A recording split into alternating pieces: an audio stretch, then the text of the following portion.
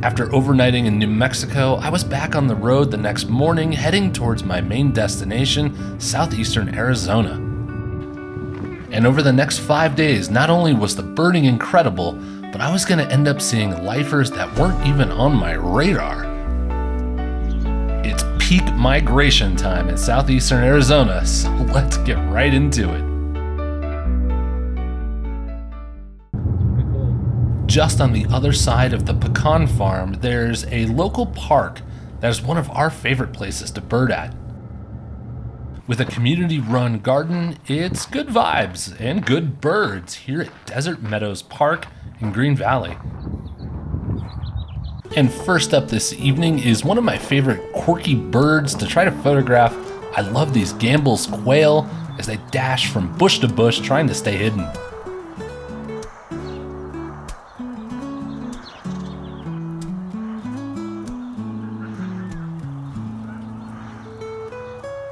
They can be tricky to photograph sometimes, but every now and then I get a lucky grab.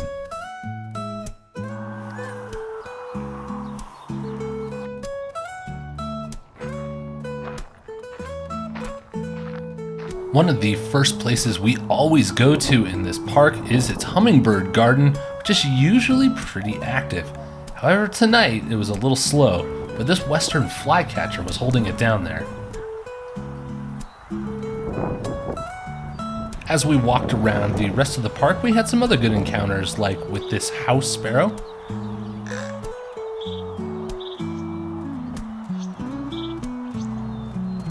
And also we caught this phainopepla up at the top of a tree.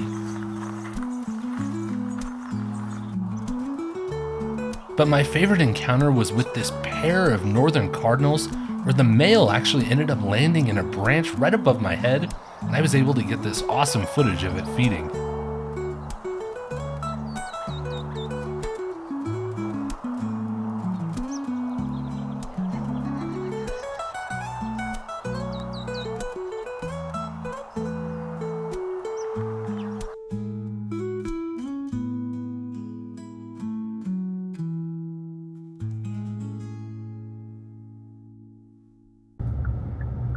Our last stop on the night was also a local park close to Green Valley. It's one of our favorites. It's historic Canoa Ranch. Birding here is great because it's not a huge area, but there's always good stuff. And tonight, there were definitely some surprises in store for us. The first bird of the night that we saw at the top of a tree somewhat in the distance was this green heron, which surprisingly is a lifer for me. And actually, it may not be that much of a surprise. If you look at their range map here, you can see that they kind of surround Colorado on almost all sides, but rarely ever come here. It was breezy that night, which didn't make it easy getting some of these skulking birds around the tops of the trees, including this verdin. And then also I found this Wilson's warbler. They were plentiful on this trip.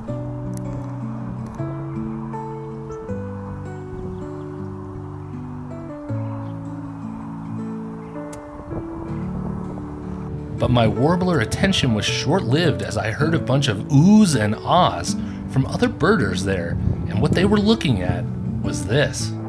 Skimming along the lake, picking off bugs with all the other swallows, was this species, a little bit larger you can tell, and lifer number 2 on the night.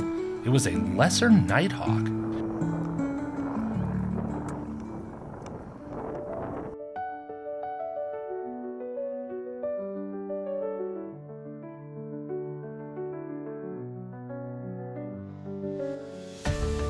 With their erratic flight movements, boy were they tough to track when shooting video. I had seen common nighthawks here in Colorado and even short-tailed nighthawks back in Ecuador, but this was the first time for me seeing a lesser.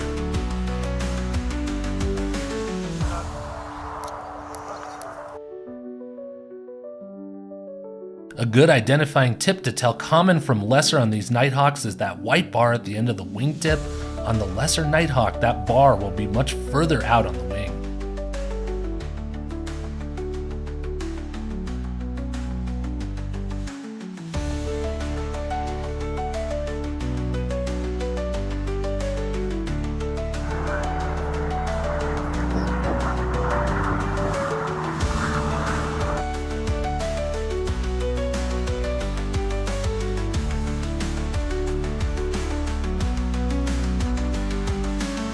And as you can see on this range map, they don't make it up into the US very much. It was an awesome way to end my first day in Arizona.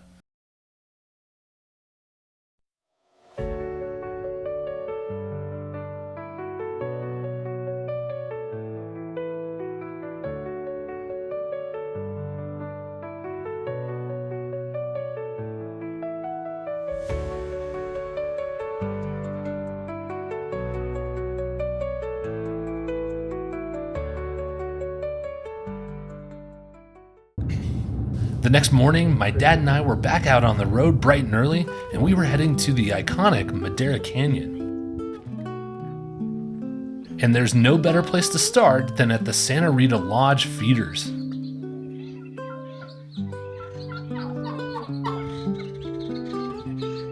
At the lodge, I like to start by watching the hummingbird feeders, so that's where I looked first. And sorry for the background noise, these guys are being obnoxious. And not too much diversity in our hummer species here at the feeders with a broad build and Annas being the main customers on the day. I did keep my eye open for that barrel lens, but it never showed up.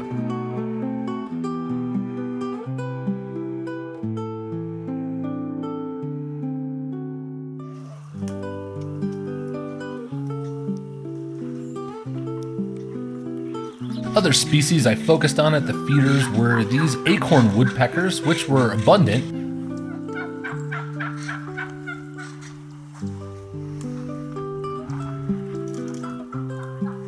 Also, I got a good look at this bridled titmouse, generally a Mexican bird. And also these black-headed grosbeaks, which are no stranger to Colorado in the summer. And then lastly, I got the world's quickest view of this red-naped sapsucker before it flew off. At the top of Madera Canyon, I was hearing a black-throated gray warbler off in the distance, so I made my dad climb up all these stairs and then hike up this rocky trail just in an attempt to see the bird. And all of that effort paid off here in this 3-second clip. And then, wouldn't you know it, when we got back to the trailhead where we parked, there was another one in the tree right there. Oh, birding, you amuse me sometimes. But the warbler wasn't the only thing that we came across on this hike. We also found a group of these Coues deer. The Coues deer is actually a subspecies of white-tailed deer and is a little bit smaller than the whitetail you would find here in Colorado. They are very adapted to desert climates as well. To wrap up our morning in Madera Canyon, we also got great looks at this painted redstart,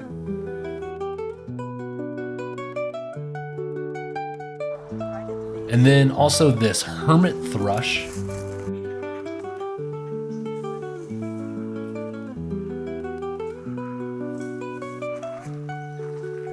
and this green-tailed towhee being all towie-ish.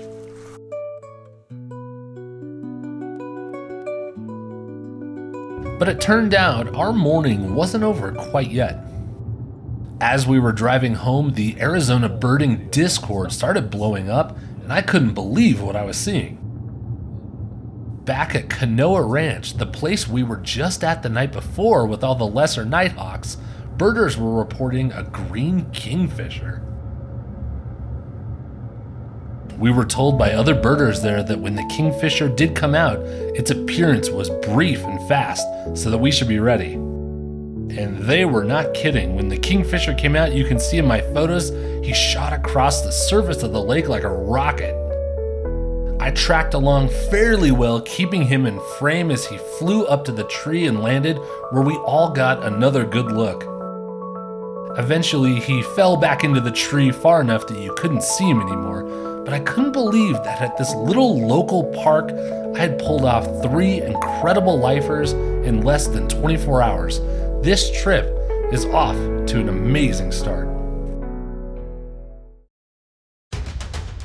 Coming up in part 2, we get colorful in Patagonia. I get 3 owl lifers in the middle of the night. and I have one of my best bird encounters of the entire year.